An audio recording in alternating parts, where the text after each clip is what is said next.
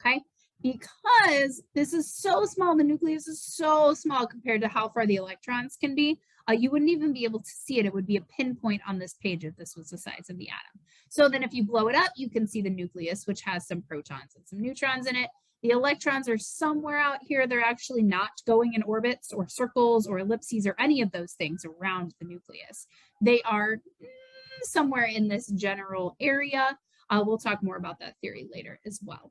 So the things you need to know, subatomic particles, are, of course, the electron, the proton, and the neutron.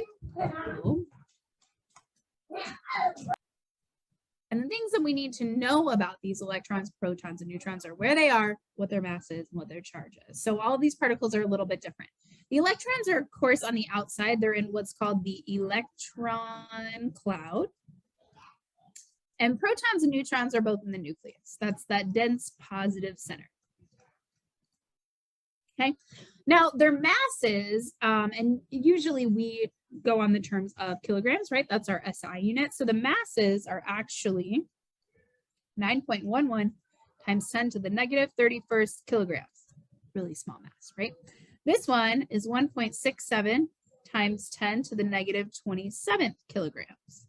And so is a neutron. These guys are very similar, a little bit different in mass, but not much. What I want you to look at is the big difference between the orders of magnitude of an electron and a proton and a neutron. So an electron is so much smaller, and protons and neutrons are about the same. So we kind of scale this actually to what we call the atomic mass unit. And so a neutron is about 1 AMU. A proton is about 1 AMU. And the mass of an electron is so small that we call it 0 AMUs. Now, of course, it does have mass because all matter that takes up space has mass. It's just so small that we consider it 0. So when we're adding the mass of atoms together, it's really just the protons and the neutrons. Okay, last thing is the charge. Okay, we always think of an electron as having a charge of -1, proton having a charge of +1, and a neutron having no charge. Now, those are relative to each other, their charges. If you actually measure them in coulombs, our SI unit, you would get that the electron is -1.602 times 10 to the negative 19th coulombs. And a proton is exactly the same, but opposite. It's positive 1.602 times 10 to the negative 19th coulombs. Now, you don't have to have these numbers memorized. You should know that it's -1 and +1, 0, 1, and 1 for the atomic mass units, but you don't have to have the SI unit ones memorized, okay? All right, so moving on, the elements from the periodic table, you guys should be able to draw what's called a chemical symbol. Those are the letters, right? Okay, so a chemical symbol is 1 or 2 letters. All of the elements now have 1 or 2 letters. Usually, the first 2 letters in the name of the element, but that is not always the case. An important thing to note, though, is that the first letter is always capitalized, and the second is always lowercase. Okay, if you don't do this correctly, then you're going to get confused. For example, one that happens all the time is chlorine. So chlorine is capital C, lowercase l. But if you write C, capital L, that's going to be wrong. Or if you do capital C, capital I is carbon with iodine. So you have to be really careful, okay? Always do capital, then lowercase. All right, now some of the ones that have weird symbols are actually from their old Latin names. So Na is actually sodium. These are a few that we use a lot, which came from the name natrium, that's how I'm going to say it. Iron is Fe. Its Latin name was ferrum. And lead, Pb, was called plumbum or plumbum. So that's where those came from, in case you are wondering, those old Latin names. All right, so we know the symbol. This is the atomic symbol. You write it large. And then we actually have some other pieces of the chemical symbol you need to be able to write. And those are the atomic number and the mass number. So when I say to write a chemical symbol, you need to have the letters. And then if you know the mass number, it should go in the top left and if you know the atomic number, it should go in the bottom left. So the atomic number is the whole number from the periodic table. That's its number of protons.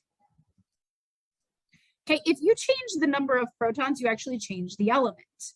Okay, so it determines the element.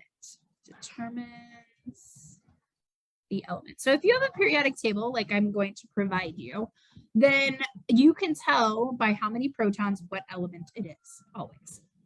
Okay, now the mass number, like it says up here, is the number of protons and neutrons. So you just add them together. So it's protons plus neutrons. That's going to be your mass number. Okay. Now this can be different for different elements, and those different ones are called isotopes, okay, which is our next word here. Okay, your mass number is always going to be a whole number because we say that a proton is 1 atomic mass unit and neutron is 1, so it's always going to be a whole number for you. And then we're bringing to isotopes, right? So isotopes are the same element, but they have different numbers of neutrons, so they have different masses. So same element,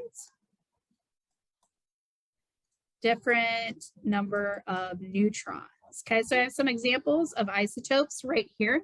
These are actually 3 isotopes of carbon. Remember, I said they can have different properties. So this was something that kind of went against what Dalton said.